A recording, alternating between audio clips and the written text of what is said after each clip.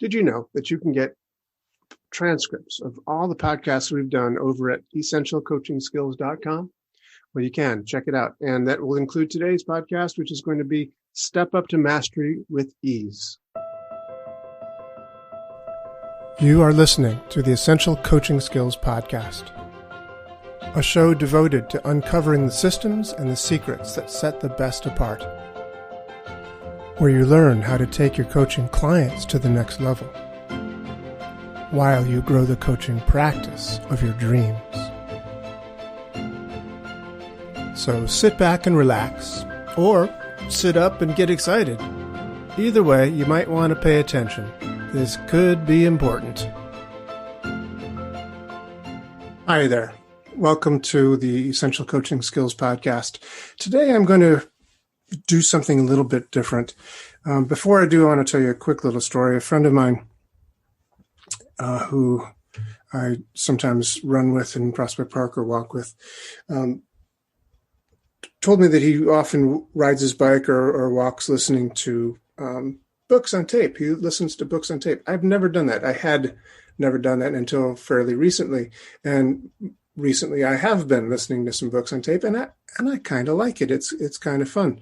So I thought, I have a book. I can read it. I could go ahead and read it. So that's what I'm going to do. I'm going to read a book on tape. It's a short book. It's not a long book, but it's, if you read it, it's going to take longer. So I'm going to go ahead and do that. I think you'll like it. It's about a very, I consider, important nugget of coaching wisdom, if you will, that I give to my clients from time to time. It is about creating new habits, how you can create new habits and do so with a concerted effort to do so, as an example. One more quick little story. One of the reasons that I came to create this process, and the reason I wrote this little ebook that's available online called Step Up to Mastery with Ease, is that I used to work for Tony Robbins. And as a master trainer for Tony Robbins back in the 90s, people would often go to his trainings and then decide they needed more help. And because they weren't quite manifesting what they had gone to the seminar to create for themselves. They were trying to do what Tony said in the seminars, take massive action, put yourself in a peak state, go out and do it, start your new business, whatever. And some people did that, of course, but others didn't. And they thought, oh, I'm missing a piece or something like that. I need help. So they'd call up Robbins Research and say, I'd like to book a session with Tony. And they said, no. He doesn't do that, basically.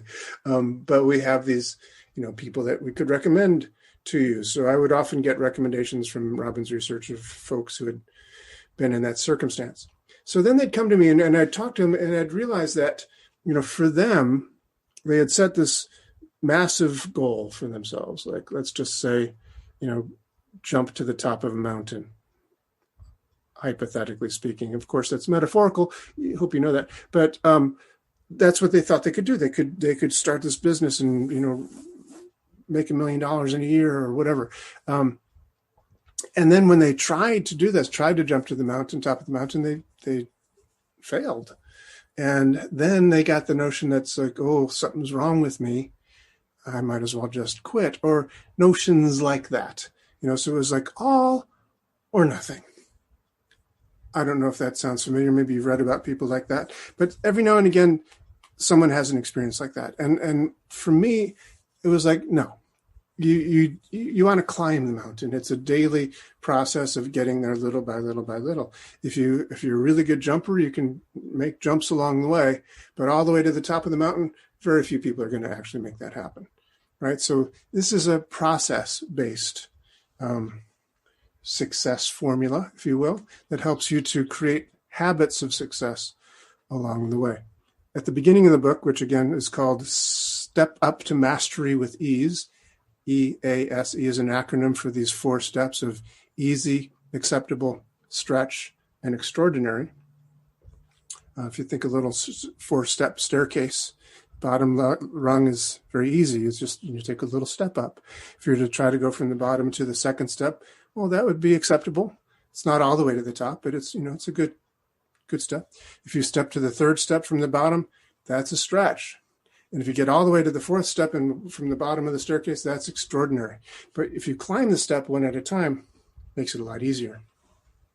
So that's the name of the book, Step Up to Mastery with Ease. It is authored by me, Doug O'Brien, a few years ago, and it is available as an ebook. But I'm just going to read it to you so you don't have to buy it. Here it is. It's the beginning of it has a couple of quotes, one by Aristotle. It says, "We are what we repeatedly do. Excellence, then, is not an act, but a habit." Just as an aside, I don't think Aristotle actually said that, but he is quoted as saying, and it is famously attributed to him in much literature.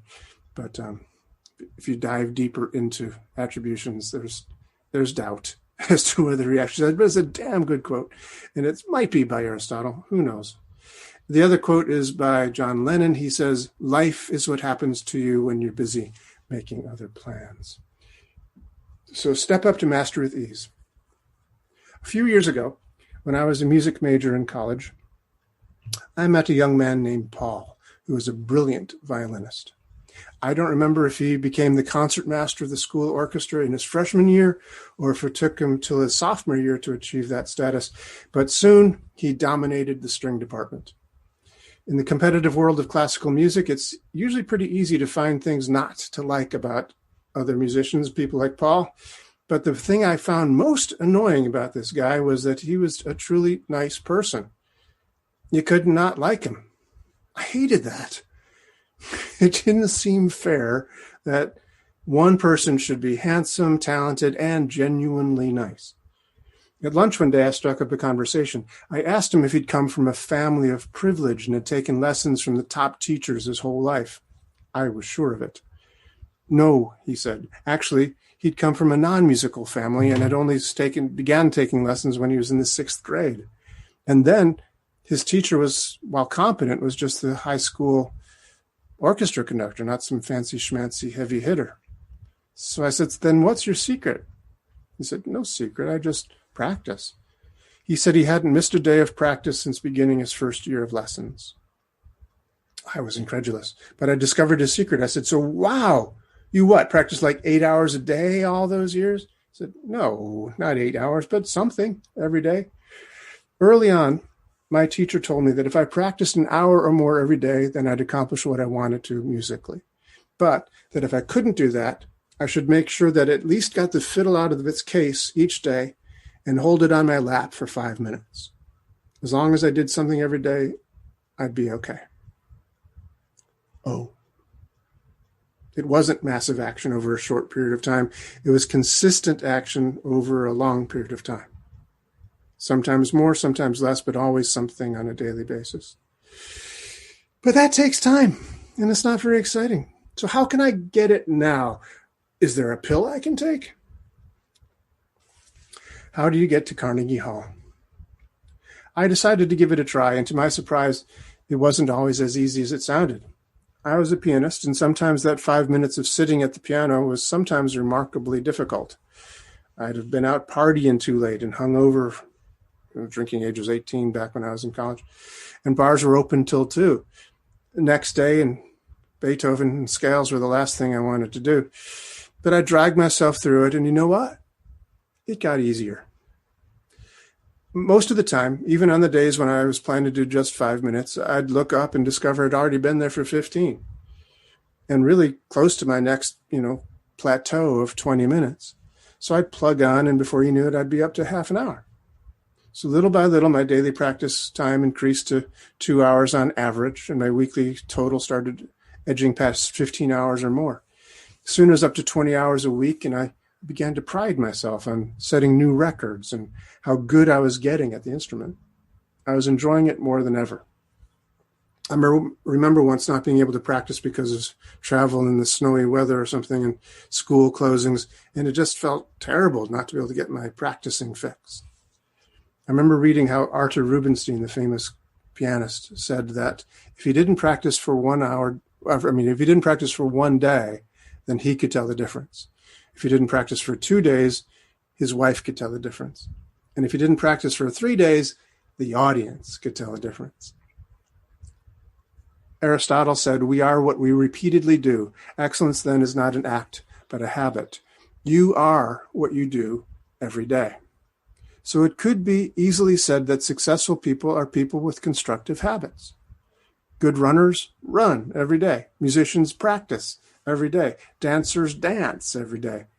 Not just to get good or even so much to stay good, but because it's who they are.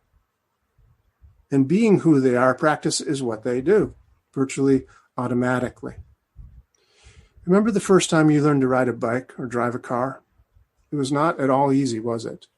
You really had to think about every little aspect of what you were doing, and the results were usually less than glamorous at first. Yet today, you do it elegantly, without even thinking about it. That is to say, your conscious mind is not thinking about it because your other than conscious mind has learned the patterns necessary to perform the task properly. Creating positive habits. So how do you develop these positive habits? The short answer is by doing them consistently.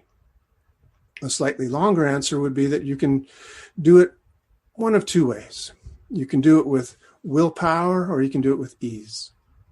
It is important to note that our example, the young Paul, was gentle with himself when it came to his practice, sitting with a fiddle on his lap for 5 minutes. It didn't even say he had to touch it or practice it. He just had to sit with it on his lap.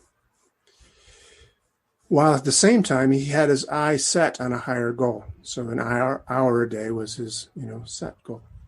In more recent years, I've become a success coach to a number of people in New York City from various strata of income. People I've worked with have been from the East Village starving artists to Wall Street investment bankers. It's been a fascinating learning experience for me because all of these fine folk wanted the same thing, for me to help them create massive change in their lives. Success. But they also had common rules about the time frame in which they wanted this success. Now, the problem is, with rules like that, they were setting themselves up for failure because if they didn't achieve their massive change in the time frame allowed, then it was over. This all or nothing mentality made it so their arrow fell far short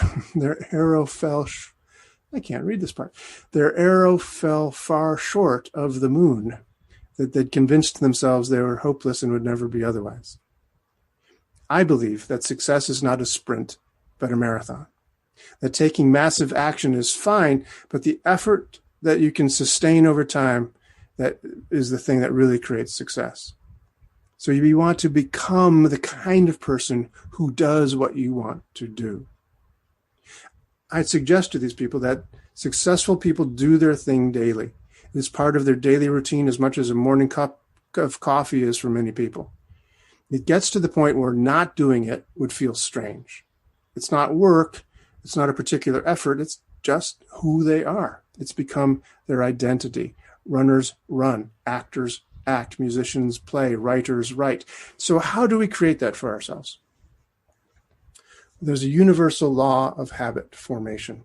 According to Dan Millman, the author of The Way of the Peaceful Warrior, do something 36 days in a row, and it becomes ingrained in your unconscious mind as a habit. This means 36 uninterrupted days. That is, if you practice your craft every day for 15 days and then you skip a day, the day you resume practice is counted as number 1, not number 16. Therefore, it is most beneficial if you make it easy for yourself to accomplish this. This is where the principle of ease, E.A.S.E, comes in. Ease is a system of multi-tiered goals. Like a marathon runner saying before a race, well, I'd love to win, but the chances are slim for that, so I'd be delighted if I beat my personal best. Short of that, I'll be happy to do well for my age group, but I'll be satisfied as long as I finish. Right? So there's these different levels of satisfaction. Notice that our imaginary runner is on the happy side of things no matter what the result, unless, of course, he doesn't finish. There is, in fact, a pretty wide spectrum of results that are all positive, winning the race. If you've ever been to a marathon, the winners do it in about 2 hours and 10 minutes, maybe, on average. The fastest marathon I ever ran in my life was 3 hours and 25 minutes. And that was still pretty good. I was still up near the front of the pack, at least for the New York City Marathon. A lot of people take 5-6 hours to finish a marathon. So that's a pretty wide spectrum. I'd be okay if I had one, but chances are slim for that. I'd it'd be good if I beat my own best record. Short of that, I'd be happy to do well for my age group, but I'd be happy as long as I finish. Right? All on the positive side of success. So you know that old expression about an apple a day keeps the doctor away? Well, how many apples a day do you eat? If that's true at all, and an apple a day keeps the doctor away, you should be investing in a lot of apples, right? What about flossing your teeth? That's good. How many people floss your teeth every day? I do, by the way. I got into the habit of doing that through this means, and I can tell you, it feels really weird. I have to get out of bed if I haven't flossed. I have to get out and do it, even if it's like 4 a.m. It bothers me. How many glasses of water do you drink in a day? Do you make your bed every day? Do you eat the recommended number of portions of fruit and vegetables? What if you did? Would you enjoy the benefits they would bring you? So what's stopping you? What is something that if you did every day, would make your life better? It's an easy enough level of doing that provokes well, heck, I could do that. Right? So what would be that level? What would be something that would be easy enough that say, yeah, I can do that? Apple a day, walk, 40 steps, 40 blocks, whatever. Just make note of what that would be. Now start doing it. So here's one of the little tricks. We want to shape positive habits. And the way you do that, way you shape behavior, is you reward approximately right behavior. It's not good or bad. You reward approximately right behavior. Shaping new behaviors comes from rewarding the desired behavior. In her wonderful book, Don't Shoot the Dog, Karen Pryor describes attempting to teach dolphins a new behavior. It didn't take long to figure out that dolphins and other intelligent life forms like people don't respond favorably to traditional negative reinforcement, i.e. punishment. If you try to punish a dolphin, he's just not going to cooperate, not going to play with you. They do respond to creative, positive reinforcement. Hence, the E.A.S.E system makes it real easy to avoid any pain and thus enjoy various levels of pleasure, various levels of reward. So the levels of achievement could, again, be codified as these little 4 steps. If you imagine standing on level ground and stepping up the first step to the easy level, just one little easy step. Second step up there is the acceptable level. Third step up is the stretch level. And the fourth step up is the extraordinary level. So here are the 5 keys to utilizing this E.A.S.E platform method. So you select the goal you wish to focus on. Start by imagining what it is that you'd like to accomplish. Maybe that's writing a book. Maybe that's starting a new business. Maybe that's expanding your business. But decide what the goal is that you wish to focus on. Then imagine, what could you do every day in order to lead to the accomplishment of that goal? Imagine, in the best of all worlds, how much of this activity you'd like to do daily, and list that as your stretch level goal. I'll explain why this is the best place for this in a minute. Step number 3, decide what would be the minimum amount of the activity that you could do easily and still count as something. That would be your easy level. All right, so now we've got the easy level, we've got the stretch, we've got the first step, we've got the third step. Okay, now split the difference. Key number 4 is you split the difference between your easy level and your stretch level. This will be your acceptable level. And then finally, number 5, the 5th step for the keys of utilizing this E.A.S.E process is imagine what you'd enjoy bragging that you do every day. Put that in as your extraordinary level. Don't make it too extreme. Something that you could conceivably actually do from time to time. So that's it. It's not rocket science, I'll grant you, but it still works. And make sure you do something that every single day. Strive for the extraordinary. You strive for the big step, and you'll stretch yourself every day. As you do, there'll be days you'll find that they're acceptable and days that you'll just be very happy to, get away with that ease level. But each day, when you do something towards your goal, you'll get into the habit of doing it. And little by little, your unconscious mind will create the mental, emotional construct that this is who you are. Not simply a person who runs, but a runner. Not simply a person who writes, but a writer. Not just a person who loves doing what they love, but a person who is that they love. That's the secret. Don't tell anyone. Keep this between you and me.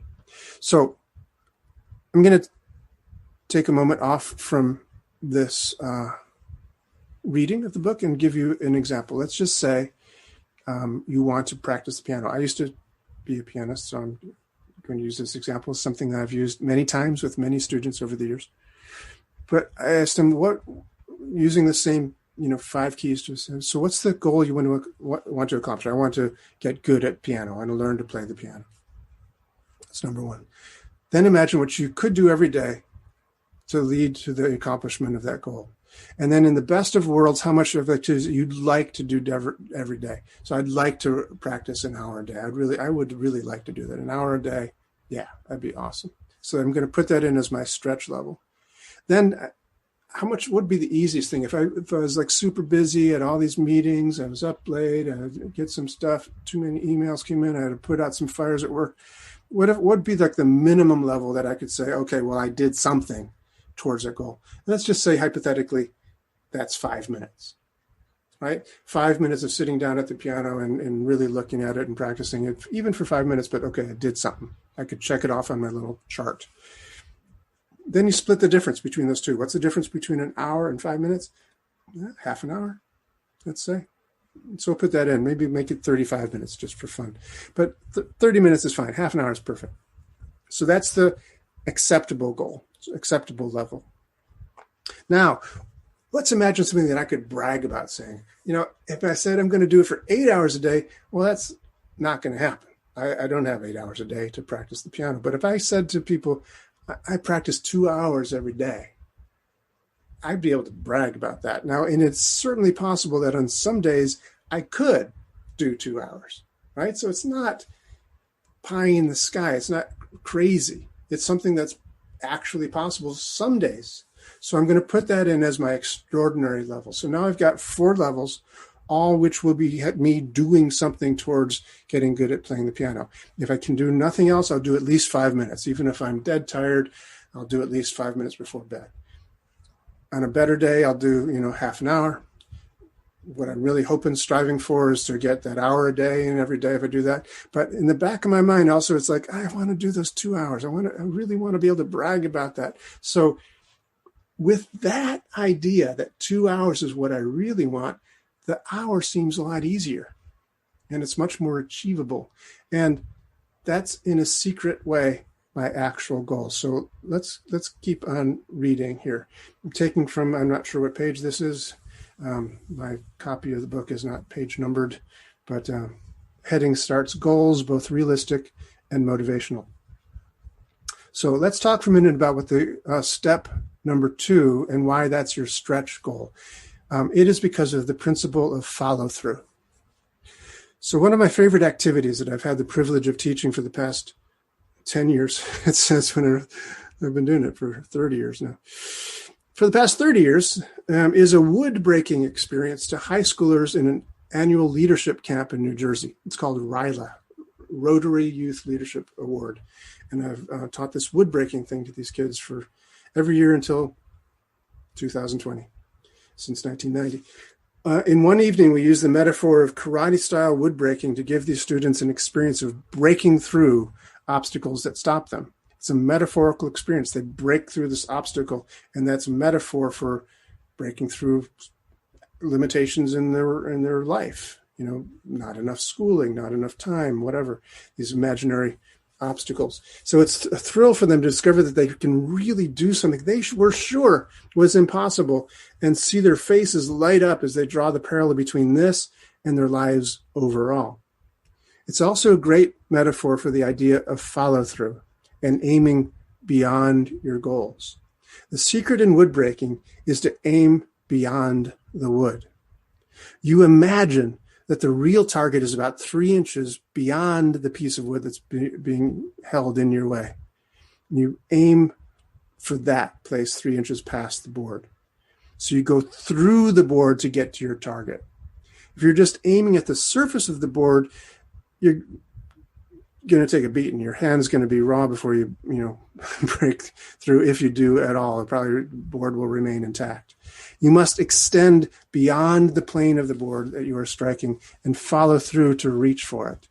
The board doesn't stand a chance when you do that. So it is with goal setting. You must be constantly striving beyond what you really want. Enough, but not too much. What's too much? Something unrealistic. Most diets and exercise programs that fail do this for that reason. They set up goals that are too far beyond what they can do realistically, at least what they can realistically do at this time, and from now on, and from willpower alone. This extraordinary goal should be one that you conceivably do and actually can do from time to time. So imagine asking a fledgling bodybuilder to deadlift 300 pounds in 1 week's worth of training. While it's not impossible, it's highly unlikely. And it's much better to start where you are and then build up from there in your own way. The waiter's dream. Here's a real life example of setting sights too high. I was working for a while ago with a client who had gone to a seminar, Tony Robbins seminar, and had gotten totally pumped up about making a huge fortune. He believed that since the seminar leader, Tony Robbins, had himself gone from being broke to being a millionaire practically overnight, that all he had to do was believe it with his whole heart and get pumped up and take massive action, and bada boom, bada bing, he'd be rich. Unfortunately, it hadn't worked out quite that way, and he was totally bottomed out. He was bottomed out. He was bummed out. Not only was depressed, but he was still in debt and is still at the financial straits, and now he owed for the seminar, which was pretty expensive. So I asked him what had been his plan. First of all, where are you starting from? What was his line of work, and what plans did he have for earning the money? Well, he was a waiter in a nice restaurant in Greenwich Village in New York City. A good night would give him a couple $100 or so in tips. I asked him if he knew how much he needed in tips each night to add up to $1 million in a year, and he didn't know. So we did the math. And it turned out he would need to make at least $739.73 each day of the year. He also would not be able to spend any of that and really avoid the IRS. His response was in 3 parts. Number one, he didn't know it was that much. He didn't think you could get that from waiting tables, and I agreed. Number two, he didn't like that part about not spending any of it. Who would? And number three, he'd forgotten about taxes. So we agreed to looking at his goals in a different way. Without abandoning the overall desire to be rich, we came up with a measurable goal that he could actually attain over a few years, and a plan that he could actually carry out, a plan that would allow him to grow into being the kind of person doing the appropriate job that would get him to where he wants to go. When I last saw him, he was happily progressing towards the goal with ease. Now, a real life story. That's a real life story. Following up to that, he had last time I saw him, which was late 90s, he was doing really, really well. He'd actually gotten to a place where he was opening a restaurant with a partner, not in Manhattan. He'd gone to New Jersey at that point, but he was a part owner in this new enterprise, and they had plans for sort of making a number of restaurants. They had a franchise system set up, so it was looking good. Now, let's look at another real-life example, running marathons. A number of years ago, I decided I wanted to run a marathon. So I began training for one and soon made a very interesting discovery. It was hard. You got to run really fast and for a long time. Not only that, it was challenging in a variety of ways. You have to run a lot in order to get into shape in order to do it, but not too much so you don't get injured. And honestly, for me, one of the hardest things about it was getting off the couch and getting out the front door on a regular basis. So that's when I started applying this E.A.S.E system. I made my easy level literally to get out the front door with my sneakers on and just run a little bit, like up to the corner. That's it. Lacing up my sneakers, getting, other clothing, and getting outside and running up to the corner of my block. Little did I know, I was stumbling upon the living embodiment of Newton's first law of physics, overcoming inertia. Newton's first law of classical physics states, essentially, that a body at rest tends to stay at rest unless acted upon by an outside force. Newton goes on to say that a body in motion tends to stay in motion unless acted upon by an outside force. Newton was thinking about an abstract body like a ball or a planet, right? I'm talking about my body, and it applies to me too. Body at rest, me sitting on the sofa, right? But once you get out the front door and the body's at rest gets in motion, it's pretty easy to keep it going. That's why the easy step is so important. You want to get the body moving, the person moving, the goal moving. And once you've taken that first step on our E.A.S.E ladder, it's also relatively easy to accomplish the second step. So once you've taken that first step, it's easy to go on to the second step. So my second level was not that much more difficult, really. Once I got into the corner, my second level was to run for 10 to 15 minutes. Lo and behold, once I was at the 15-minute level, I could very easily get to the next stretch level, my third step up, which was 20 to 25 minutes. I was also pretty far away from home and I had to get back somehow. So sometimes I would even get to my extraordinary level, which was to run for 30 to 40 minutes. Now, if you were planning on running a marathon, that's not a lot of running, but it was a good start, good place to start. As you get into better shape, it was easier and easier to accomplish those levels, so I needed to reevaluate. Just getting out the front door was not good enough anymore. Generally speaking, the easy level isn't good enough, really, but it just gets you going. It overcomes the inertia, and that's that good first step. So I upped my easy level to run for 20 minutes. My acceptable level was to run for 30. My stretch level was to run for 45 minutes. My extraordinary level was to run for an hour. Soon I reevaluated again and began to measure my runs by miles rather than minutes, and I had to recalculate. So 1 to 2 miles was easy. 3 to 5 miles was acceptable. 6 to 8 miles was a stretch, and it was a stretch, and 9 miles or above was extraordinary. And yes, it was pretty extraordinary. Recalculation must be inherent in the system for it to work long term. As you improve, reevaluate your levels to be commensurate with your progress. In my example, later I began to calculate my weekly mileage instead of my daily count. This allowed for the hard, easy days of training recommended to me by my running coach. It was pretty easy to do 15 miles of running over 7 days. Acceptable was 25 miles over 7 days. Stretch level was 30, and 40 miles a week was my extraordinary level. Most importantly, throughout this process, I was evolving my self-image. Remember that universal law of habit formation I mentioned at the top of the article? It states that if you do something for 36 days in a row, it becomes ingrained in you as a habit. I think it goes deeper than that. I think it changes how we define ourselves on the identity level, who we believe ourselves to be. I had evolved my self-image into seeing myself as a runner. I was no longer a couch potato trying to get in shape. Running wasn't just what I did, it was who I was. Now, remember, reward approximately right behavior. While running all those miles over all those months, I also remember to treat myself like a dog. That is, I remembered Karen Pryor's book, Don't Shoot the Dog, and I gave myself small rewards for my accomplishments. I didn't do anything extravagant. Basically, I kept a running journal, and I wrote down how much I ran every day and totaled up the week's mileage. It felt good to see what I'd done, and I felt proud to see a week that every page, every day filled in. When my week's total reached a new high, I'd circle the total and add a couple of exclamation points. When I'd flip through later, it's like, cool, look at those pages. Whenever I completed an organized race, I'd write down my time and draw a starburst around it. If I set a new PR, a personal record, I rewarded myself with using a highlighter to color in that starburst and emphasize my feat.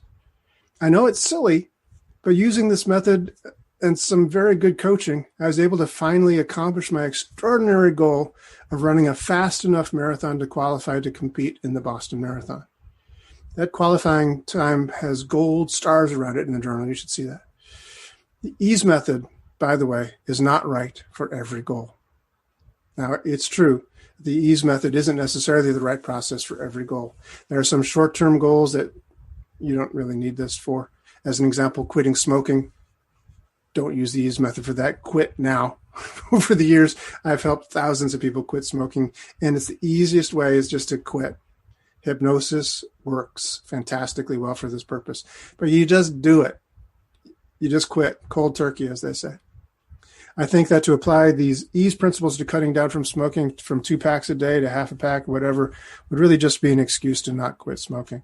The best way to do it is to just do it. There are other goals like that too. Deadline-driven goals like getting your taxes done on time or handing in that school report on time. Your deadline-driven things, you just buckle down, get in state, get it done. With the E.A.S.E method, we're talking more like lifelong lifestyle changes. Weight loss would be a perfect application because you really want to lose weight and keep it off, not just do the common go on a diet, lose a little bit of weight, and then gain it back again. You want a lifestyle change, so we lose the weight and keep it off. Applying the E.A.S.E method allows you to change the definition of who you are into that of a healthier eater and exerciser. You can apply this E.A.S.E method to the dietary process. You can apply it to counting calories. You can apply it to how many vegetables you're eating per day or servings of food of vegetables you're eating today. You can apply it to portion sizes. You can apply this E.A.S.E process to create new change in yourself that lasts a lifetime. You want to balance acts and reacts. Balancing acts and reacts. The most important factor in successfully implementing the E.A.S.E method is balance.